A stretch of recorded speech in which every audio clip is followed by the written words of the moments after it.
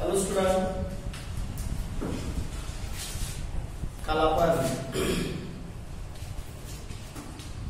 Motility of bacteria पाहिजे. Bacteria may be motile और non motile. जर बैक्टीरिया मोटाइल असेल तर filamentous extension from the cell wall is called flagella. हा जो फ्लॅजेला आहे हा फ्लॅजेला त्या बॅक्टेरियाला मूवमेंट्स मध्ये मदत करतो.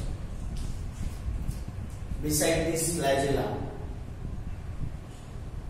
another structures are present are called villi and fibri. आपण जो फ्लॅजेलम पाहिला, फ्लॅजेलम हा 3 पार्टने कंपोज झालेला. त्याच्यामध्ये filament, hook and basal body. Filament is the longest part of the flagellum. Now, today we dealing the another structure, villi and fibri. Villi and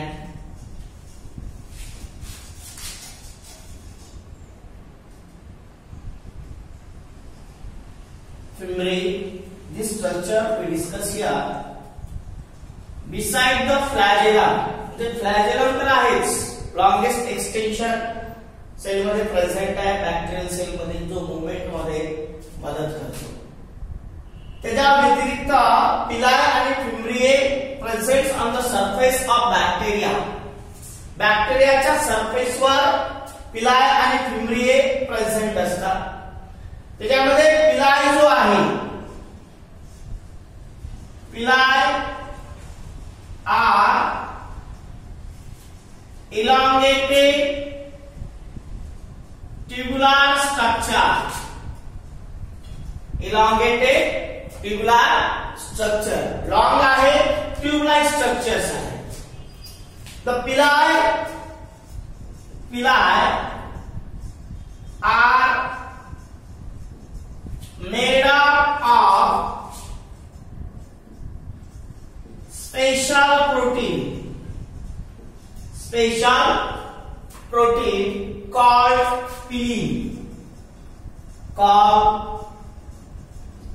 pilin.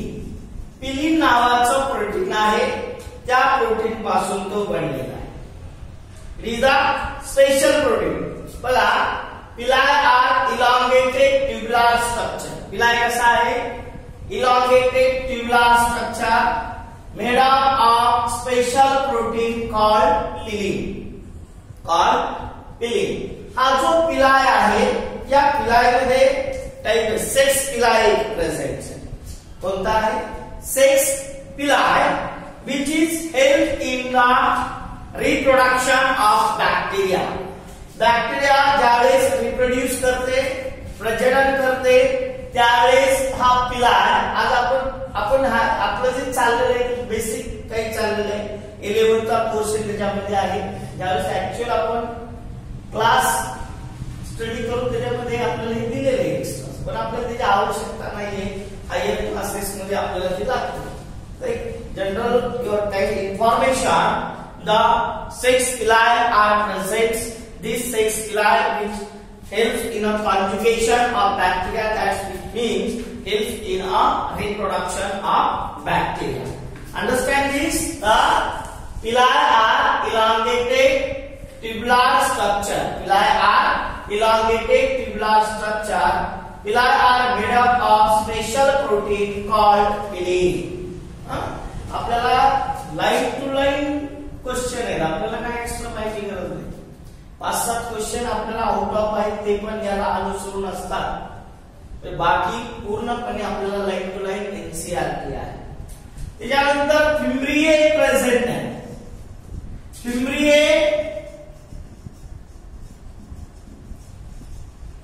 are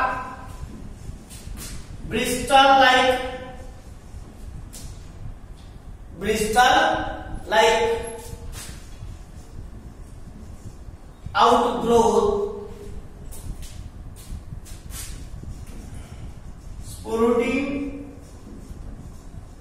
from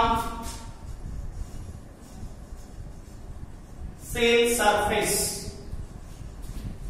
Bristol light म्हणजे काय, हे दोन महत्वाचे. हा कसा आहे, ट्युब्युलर. हा कसा आहे, ब्रिस्टल लाइट. म्हणजे कधी केस उभे राहिलेले बघितले असतील, तो डुकराचे केस बघितले असतील, असे कडा काय सरळ केस असतात. तसा त्याला ब्रिस्टल लाइट आउटग्रोथ प्रेझेंट. काय bristle light, for example bacterial cell आहे आणि ह्या बॅक्टेरियल सेलचे आहे असे रोम कसे खडे राहतात. एखादा प्रसंग आपण जर ऐकत असतो तर आपले केस असे उभे राहतात, त्याला आउटग्रोथ असं म्हटलं जातं. कसे bristle light outgrowth. Protein from cell surface. Protein म्हणजे कोंब जसा येतो, कोंब पाहिला नाही, त्या कोंबासारखं आउटग्रोथ आहे, याला फिमरी असं म्हणतात. आणि पिलाय कसा आहे, हा ट्युब्युलर. हे असं लाईक दिसतं. पिलाय कसा आहे, ट्युब्युलर. आणि हा कसा आहे, ब्रिस्टल लाइट आउटग्रोथ आहे, protein from cell surface. Okay, हे दोन स्ट्रक्चर कोणता, pili and fimbriae. Pili and fimbriae. They help in attachment to the rock in streaming and in the tissue of host. Attachment to the rock in stream. Rock stream म्हणजे काय, वाहने. समजा पाण्यामध्ये bacteria असेल आणि ती जर वाहत असेल, पाणी वाहत असेल, तर दगड असतात, रॉक असतात, त्याला काय झालं, सबस्ट्रॅटा, तो काय होईल, असा अटॅचला मदत करेल. कोण मदत करेल, फिम्ब्रिए हा मदत करेल त्याला. त्याच्यामुळे ती चिटकून राहील त्या ठिकाणी, वाहून जाणार. किंवा आपल्या बॉडीमध्ये आपल्याला माहिती बॅक्टेरियल इन्फेक्शन होतं, त्या बॅक्टेरिया आपल्या बॉडीमध्ये जातात, होस्ट असतं target. For example salmonella typhoid, the positive agents of the typhoid. ठीक आहे ना. टायफॉइड कशामुळे होतो आपल्याला, कोणता बॅक्टेरिया आहे, साल्मोनेला टायफॉइड. हा साल्मोनेला टायफॉइडचा होस्ट कोण आहे, टार्गेट होस्ट स्मॉल इंटेस्टाइन. कोण आहे, स्मॉल इंटेस्टाइन. म्हणजे ते कंटॅमिनेटेड फूड वॉटर मधून ज्यावेळेस enter in our body, that they direct attack to the small intestine. कारण typhoid is a acute infection of intestine. म्हणजे आपल्याला पचत नाही ना खाल्लेलं, कारण पूर्ण आपल्याला पचन कुठं होतं, लहान आतड्यामध्ये. पण ज्यावेळेस टायफॉइड त्या आतड्यामध्ये असतो त्यावेळेस तिथल्या सेलला ती होस्ट झाली, त्याची इंटेस्टाइन काय झाली, होस्ट झाली.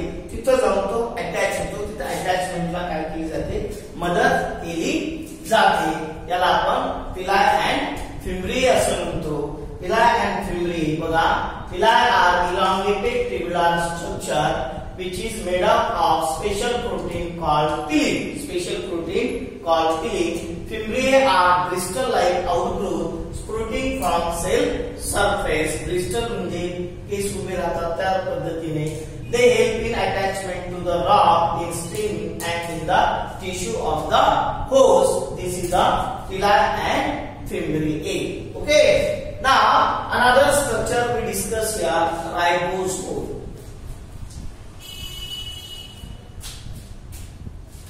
हे सुद्धा महत्वाचं आहे. नीटला याच्यावर सुद्धा क्वेश्चन आलेले आहे, असं नाही, म्हणून ही लाईन टू लाईन चालली.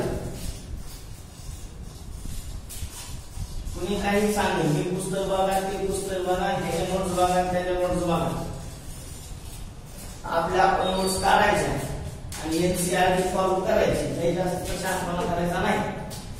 ज्याला तुम्हाला 320 मार्क 100% जर तुम्ही एनसीआरटी फॉलो केला 11th आणि 12th तर तुम्हाला निश्चितपणे 320 प्लस मार्क्स मिळतील 100%. त्याच्यासाठी मी सांगतो ते फॉलो करायचं, एनसीआरटी फॉलो करायची. एनसीआरटी मध्ये बऱ्याच हिडन गोष्टी दिलेल्या आहेत, ते आपण एक्सपोज करणार आहे. तिथं करतोच, आपल्याला जिथं आउट ऑफ जायचं तिथं आउट ऑफ जाणारच आहोत. त्यासाठी लेन्स कुठलं प्रकाशन, हे प्रकाशन ते प्रकाशन करून बसायचं नाही. जास्तीत जास्त एखादा एमसीक्यू सोडवण्यासाठी घ्यायचं. त्याच्यात पण इन आउट ऑफ एनसीईआरटी बरेच क्वेश्चन असतात. आपल्याला जे सुटतात, जे एनसीईआरटी आहेत ते आपण पाहायचं आणि क्वेश्चन सॉल्व्ह करत चालायचं. ठीक आहे ना.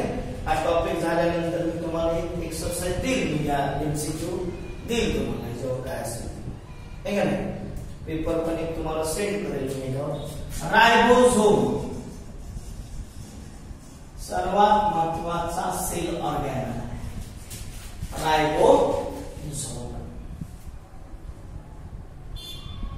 अतिशय महत्वाचं. In a prokaryotic cell, ribosomes are associated with plasma membrane. Ribosome in a prokaryotic cell, ribosome are associated with plasma membrane. Plasma membrane कोणासोबत असोसिएटेड आहे? प्लाझ्मा मेम्ब्रेन जी आहे या प्लाझ्मा मेम्ब्रेन सोबत असोसिएटेड आहे.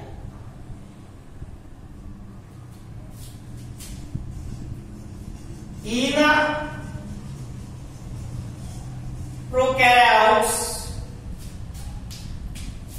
70 type of ribosomes are present. अब ये क्या है 70? That just is the sedimentation coefficient. म्हणजे ज्यावेळेस सेल सेडिमेंट केली गेली, that in the 70 rpm these granules are isolated. किती rpm ला? 70. कुणामध्ये? प्रोकॅरियोटिक सेल ज्यावेळेस सेडिमेंट केली गेली, ज्याला तो आयसोलेट झाला ग्रॅन्युल्स हा, तो आरपीएम म्हणजे 70 आणि S is the unit, Svedberg unit. कोणतं युनिट आहे? Svedberg unit. Because of the scientist Svedberg. Who discovered this? Scientist Svedbar. The S stand for Svedbar unit. कोणासाठी? स्वेडबार युनिट. पण रायबोसोम प्रोकॅरियोट्स मध्ये या पण क्वेश्चन येतो. प्रोकॅरियोट मध्ये रायबोसोम कितना आहे? 70 कोणता आहे? 70 अतिशय महत्वाचा पॉइंट आहे. 70 that they have two sub-units. Those sub-units larger 50s and smaller 30s sub-unit. अब एक क्या है 50s और 30s. At the time of protein synthesis, ज्यावेळेस प्रोटीन सिंथेसिस होतं तुम्ही पाहिलेलं आहे टेक्निक मध्ये, त्यावेळेस हा लार्जर सब युनिट आणि स्मॉलर सब युनिट कंबाईन होतात. Larger and smaller sub units are combine together and form 70s type of ribosome. इथं बेरीज करता नाही तर 50s आणि 30s मग 80s होते. सो इथं तर 70s केले. ज्यावेळेस प्रोटीन सिंथेसिस होत नाही त्यावेळेस हे दोन वेगळे ग्रॅन्युल्स असतात. हे जे दोन आहेत वेगवेगळे 50s आणि 30s. पण at the time of protein हे कंबाईन होतात आणि त्यावेळेस हा ग्रॅन्युल्स जो आहे कोणत्या आरपीएम मध्ये येतो 70. म्हणजे आपण 70th टाइप ऑफ रायबोसोम्स म्हणतो. म्हणजे हे किती सबयुनिट झाले 50th and 70th type of subunits. Main function of ribosome, it helps in protein synthesis. आता बघा मुलांनो, आपण जो जेनेटिक मटेरियल आहे तो डीएनए. तो डीएनए काय आपल्या बॉडीमध्ये किंवा कुठल्याही ऑर्गॅनिझम मध्ये रिॲक्शन होण्यासाठी कशाची गरज आहे एन्झाईमची गरज आहे. का तर ती रिॲक्शन सुरू किंवा एंड करण्यासाठी एन्झाईमची गरज. मग ती इन्फॉर्मेशन कोणाकडे आहे डीएनए. तो डीएनए इन्फॉर्मेशन कॉपी करतो एमआरएनए. कुठं कॉपी करतो एमआरएनए. ओके, एमआरएनए मध्ये कॉपी केल्यानंतर इथं काय असतात असे कोड असतात. काय असतात कोड असतात. हा जो सुरुवातीला याला 5 डॅश आणि हा 3 डॅश एंड असतो. ते काय असतं कसं असतं ते आपण तुम्हाला सांगितलं असेल त्यावेळेला, नाही तर आपण ते नंतर पाहिजे. हा एयूजी हा इनिशिएशन कोडॉन. इनिशिएशन कोडॉन हा एयूजी हा ट्रिपलेट फॉर्म मध्येच काय असतो काय असतो ते सगळं पुढे बघा. हा AUG code for amino acid. आता प्रोटीन कशापासून बनते तुम्हाला माहित असेल. Protein is the polymer of amino acid. Proteins are the polymer of amino acid. म्हणजे पॉलीपेप्टाइड चेन तयार होते अमिनो ऍसिडची आणि प्रोटीन तयार होते. म्हणजे एन्झाईम तयार होतो. कारण all enzymes are the protein. सगळे एन्झाईम्स काय आहेत प्रोटीन्स आहेत. बरोबर आहे का? लक्षात येते का? हा. मग हा एमआरएनए तयार झालेला आहे. कुणापासून डीएनए ने इन्फॉर्मेशन कॉपी केलेली आहे. डीएनए काय केली इन्फॉर्मेशन कॉपी केलेली आहे एमआरएनए मध्ये. आणि एमआरएनए ही इन्फॉर्मेशन काय करेल ट्रान्सलेट करेल. कशी करेल ट्रान्सलेट? आता इथे फंक्शन काय दिलेलं आहे ribosome help in protein synthesis. म्हणजे the site for protein synthesis are the ribosome. लक्ष द्या, प्रोटीन सिंथेसिस साठी साइट कोण आहे रायबोसोम्स आहे. मग हा सब युनिट जे आहे ते असे इथं येऊन कंबाईन होतात. आणि हा स्मॉल लार्जर आणि एक स्मॉलर सब युनिट कंबाईन होतात आणि ती इन्फॉर्मेशन ट्रान्सलेट केली जाते. एयूजी कोड फॉर या मिथिओनिन हा अमिनो ऍसिड कोड म्हणून काम करेल. आणि हा पुढे सर्कल रायबोसोम हा स्टॉप कोड आहे. कारण हा कुठल्याच अमिनो ऍसिड साठी कोड म्हणून काम करत नाही. इथं प्रोसेस मग अशी चेन जी आहे चेन तयार होईल आणि इथं आलेली चेन बाजूला होईल आणि प्रोटीन तयार होईल. काय होईल तयार होईल प्रोटीन तयार होईल. म्हणजेच हा एन्झाईम्स तयार होईल. त्याच्यामध्ये तुम्हाला एक अॅनिमेशन मी सेंड करेल याच्या खाली. प्रोटीन सिंथेसिस जे आहे त्या प्रोटीन सिंथेसिस लक्षात. म्हणजे it helps in a protein synthesis. Site for protein synthesis called it helps in protein synthesis. Okay, हे झालं रायबोसोम. लक्षात ठेवायचं 70th type 2 sub unit larger 50th and smaller 30th sub units आहे. Okay, remaining part will be continue next lectures. Okay.